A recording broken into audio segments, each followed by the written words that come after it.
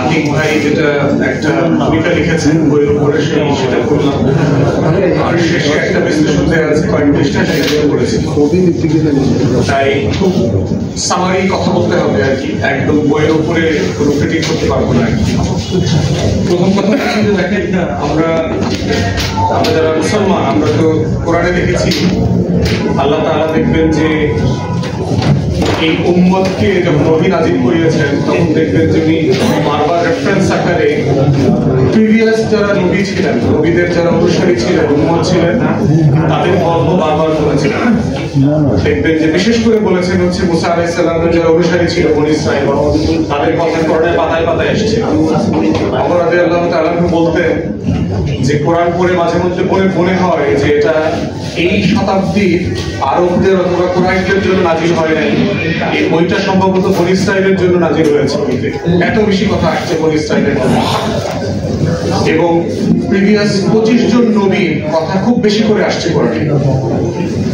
অতএব স্টোরিকে মানুষের ভিতরে গেঁথে দেবার যে একটা ট্র্যাডিশন, সেটা আমাদের রিলিজিয়াস টেক্সট বইতে যেমন আছে, যারা লিবারেল হিস্ট্রি চর্চা করেন, কন্টেম্পোরারি হিস্ট্রি চর্চা করেন, তারাও এটা স্বীকার করেন যে মানুষের খাইসলত যেহেতু পরিবর্তন হয় না, স্বভাব চরিত্র আচার আচরণ যেহেতু পরিবর্তন হয় না, সে তার একই ধরনের আচরণ বারবার রিপিট করে, একই ধরনের ভুল সে বারবার করে, একই ধরনের গর্তে সে বারবার পা দেয়। আল্লাহ রাসূল একটা বিখ্যাত হাদিস আছে, উনি সতর্ক করেছেন যে নিজের উম্মত সম্পর্কে, যে তোমরা বনী ইসরাঈলের ভুলগুলো করতে করতে এমন হবে যে সাপের গর্তে যদি বনী ইসরাঈল থাকে, জানার পরেও এখানে হাত দিবা চেক করবার জন্য যে আসলে ওখানে সাপ আছে কিনা। কারণ হচ্ছে আমরা একই ভুল করি, এবং এই একই ভুলগুলোর কথা কেন বারবার আসতেছে দেখেন, বিকজ এই যে বেগম লক্ষণ সেন পালিয়ে গেলেন গত 5 তারিখ, এই 5 তারিখে লক্ষণ সেন পালিয়ে যাওয়ার পুরো বাস্তবতাটা যদি দেখেন, কেন তার পতন হয়েছে আমরা বারবার বলেছি, এবং সে যে ভুলগুলো করেছে তার বাবাও করেছে। এই ভুলগুলো শুধু তার বাবাই করে নাই, সাদ্দাম হোসেন করেছে, গাদ্দাফি করেছে, বেন আলী করেছে, মার্কোস করেছে, পৃথিবীর যত স্বৈর শাসক আছে, ফেরাউন করেছে, নমরুদ করেছে। তো এই যে কালেকটিভ জায়গাগুলো আছে আমাদের ইতিহাসে, যে বারবার কেন একই রকম ভুল মানুষ করে শাসকরা, একইভাবে স্বৈরাচার হয়ে ওঠে, একইভাবে জালেম হয়ে ওঠে, জুলুম করে, এবং একইভাবে তাদের পতন হয়। এবং দেখবেন যে পতনের প্রত্যেকটা ট্র্যাডিশনের ভিতরে দেখবেন সিমিলার চরিত্র আছে, ক্যারেক্টারিস্টিক্স আছে।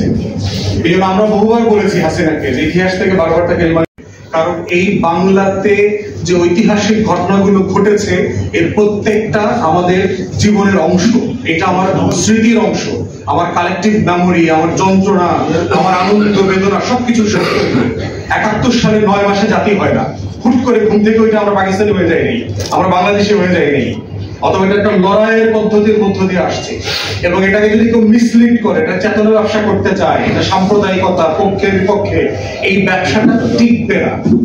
যেটা হয়েছে 71-এর যুদ্ধটাকে আওয়ামী লীগ যখন 72-এ হাইজ্যাক করলো, হাইজ্যাক করে নিজেদের মতো করে গল্প উপন্যাসে রূপান্তরিত করলো, এই গল্প উপন্যাসের কবর রচিত হয়েছে জুলাই এবং আগস্টে। আওয়ামী লীগের বয়ান টুকরা টুকরা হয়ে গেছে, শেষ হয়ে গেছে। আজকে দেখেন টকশোতে আওয়ামী লীগের পক্ষে কথা বলার লোক তাই, বিদেশিরা আমাদেরকে জিজ্ঞেস করেছে যে তাদেরকে ফোনে পাচ্ছি না, তাদেরকে মিটিং এর জন্য ডাকবো, তাদেরকে ফোনে পাওয়া যাচ্ছে না। আমি পরামর্শ দিয়েছি ভারতের পররাষ্ট্রমন্ত্রীকে ফোন দেওয়ার জন্য, পেয়ে যাবে। যদি আওয়ামী লীগের পক্ষ থেকে কেউ মিটিং আসতে না পারে, ভারত সরকার প্রয়োজনে ডেলিগেশন পাঠায়, জয়শঙ্করের নেতৃত্বে লোকাল হাই কমিশনার মিলে 5 জনের ডেলিগেশন আসবে, ওদেরকে ভাগ করে দিতে বলেন, প্রত্যেকটা টিভি টক শোতে একজন করে করে আসবে ভারতীয়। কারণ হাসিনা তো হাসিনা না, ও তো ভারতের তৈরি করা রোবট সোফিয়া, অত নিজস্বতা নাই। আমাদের আজকের এই ইতিহাসের উপরে যে রব ভাই বই লিখেছেন, এটা গুরুত্বপূর্ণ যে ভারত উপমহাদেশের যে স্বাধীনতার ইতিহাস, আমার বাংলার যে 650-700 বছরের নিজস্ব ইতিহাস আছে, বখতিয়ার খিলজি থেকে শুরু করে আমার যে 800 বছরের স্বাধীনতার বিশ্বাসের মর্যাদা পরিচয়ের ইতিহাস আছে, এর প্রত্যেকটা পরিচয়ের সাথে আমি কানেক্টেড। আমার এই ডট আছে, সাডেনলি আমি বাঙালি হয়ে যাইনি, part of the history. Exactly. এই কারণে আমাদেরকে বলা হচ্ছে যে আমাদের সাথে ভক্তের খলজির সাথে কোনো সম্পর্ক নাই, ও বাইরের লোক ছিল, ইয়ে থেকে মধ্য এশিয়া থেকে আসছে, কাবুল থেকে আসছে, লক্ষণ সেন থেকে আসছে, সেন বংশের রাজারা, পাল বংশের লোকরা থেকে আসছে, শশাঙ্ক থেকে আসছে, সে আলোচনা কেন করে না? ব্রিটিশরা থেকে আসছে, আমাদের বেগম লক্ষণ সেনও নাকি আরব থেকে আসছে, ইয়েমেন, ইরাক, কোথা থেকে নাকি আসছে, কিন্তু তারা দেশ শাসন করতে পারলে খেলজিরা পারবে না কেন? এই জন্য আমার ধর্মকে, আমার বিশ্বাসকে, আমার আইডেন্টিটিকে সবসময় বহিরাগত বলে ডিসকার্ড করা হয়েছে। অতএব এইটা আমার রাজনীতির অংশ, আমার আত্মপরিচয়ের অংশ। এই জন্য ভারত বাংলাদেশের এই যে বিভক্তির যে রাজনীতি, ব্রিটিশ ইন্ডিয়ার কলোনাইজেশনের পলিটিক্স, এগুলোর ধারাবাহিকতা যদি আমরা ভালোভাবে না বুঝি, বাংলাদেশ তৈরি করা এবং নতুন বাংলাদেশকে এগিয়ে নিয়ে যাওয়ার যে লড়াইটা আছে, সেই লড়াইটা ফেল করবে। এই জন্য আমার অনুরোধ, এবং আমি আবার ধন্যবাদ দিচ্ছি আজকের আয়োজকদেরকে, আতিক ভাই থেকে শুরু করে রব ভাই যিনি বই লিখেছেন, যে এই হিস্ট্রি কনসিয়াসনেসটা ইয়াংদের মধ্যে খুবই জরুরি, এবং এই বই নিয়ে পর্যালোচনাটা প্রেস ক্লাব থেকে ঢাকা বিশ্ববিদ্যালয়ে নিয়ে যেতে হবে। অর্জিত হয় নাই, কারণ আমরা রাজনীতিবিদরা গত 50 বছরে শুধু জাতিকে বিভক্ত করেছি, জাতীয় ঐক্য প্রতিষ্ঠা করতে পারি নাই বলে আমাদের প্রজন্ম, আমাদের সন্তানরা আমাদের উপর আস্থা রাখতে পারে নাই। আস্থা রাখতে না পারার কারণে তারা নিজেদের হাতে নেতৃত্ব তুলে নিয়েছেন, এবং সেই আন্দোলনের মধ্য দিয়ে বাংলাদেশের একটি ফ্যাসিবাদী শক্তির অবসান ঘটেছে। যে ফ্যাসিবাদী শক্তির নায়ক বাংলাদেশ ত্যাগ করতে বাধ্য হয়েছেন এক কাপড়ে। এটি কিন্তু আমাদের শিক্ষা গ্রহণ করতে হবে। আজকে বিজয়ের মধ্য দিয়ে আমরা যারা নতুন করে রাষ্ট্র ক্ষমতা যাওয়ার চিন্তা করছি, তাদেরকে কিন্তু এখান থেকে শিক্ষা গ্রহণ করতে হবে যে আমরা আসলে কি করতে চাই। আমরা কি ইতিহাসের পুনরাবৃত্তি করতে চাই কিনা?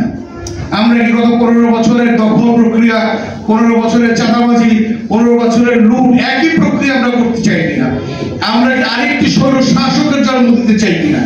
এই বিষয়গুলি চিন্তা করেই কিন্তু রাষ্ট্র নির্মাণ করতে হবে। এটি একটি নতুন সুযোগ সৃষ্টি হয়েছে।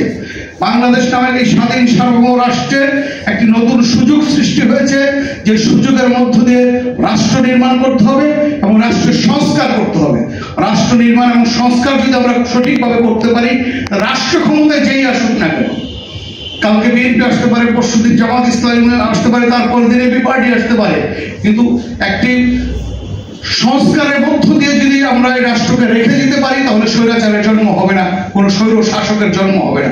আমরা আমেরিকা ইচ্ছা করলে একজন স্বৈর শাসকের কিন্তু জন্ম হতে পারবে না, ব্রিটেনে ইচ্ছা করলে একজন স্বৈর শাসকের জন্ম হতে পারবে না, কারণ সংবিধান ইতিহাস থেকে শিক্ষা গ্রহণ করতে হবে।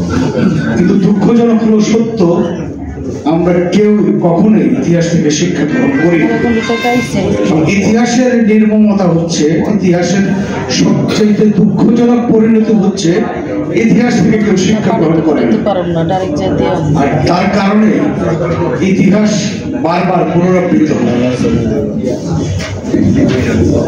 এই গ্রন্থটিতে আসলে এটা গ্রন্থ ওইভাবে ওই অর্থে কোনো গ্রন্থ বলা বোধহয় ঠিক হবে না, আরেকটা ডায়েরির মতো। এখানে আপনার সন উল্লেখ করে কিছু গুরুত্বপূর্ণ ঘটনা উল্লেখ করে দেওয়া হয়েছে। আমাদের সমস্যাটা হচ্ছে যে আমরা এখন আর পড়তে চাই না। সেটা আসলে যে পেশায় আছি না কেন, সেটা রাজনীতি করি, সাংবাদিকতা করি, সামনে যায় যে জায়গায় আছি না, কেউ পড়তে চাই না। আমরা গদ বাঁধা কিছু নিয়মের মধ্য দিয়ে নিজের জীবন পরিচালিত করতে চাই। আর বড় বই কিংবা বড় লেখা হলে তো আরো অলস হয়ে যায়, এটা মোটেও পড়তে চাই না। এইখানে আমি বিজ্ঞানকে ধন্যবাদ দেই যে উনি স্বর্ণের মধ্য দিয়ে কিছু উল্লেখযোগ্য ঘটনা উল্লেখ করে রেখেছেন, যেটি পড়লে হয়তো পাঠকের মনে আকর্ষণ তৈরি হতে পারে যে পরবর্তী ঘটনাটা কি, অথবা এই ঘটনার বিস্তারিত ঘটনাটা কি। তখন সে অন্যান্য বইগুলি সংগ্রহ করার আগ্রহ প্রকাশ করতে পারে, এবং সে আগ্রহ থেকে হয়তো একজন পাঠক তৈরি হতে পারে। এটি অত্যন্ত গুরুত্বপূর্ণ একটি বিষয়,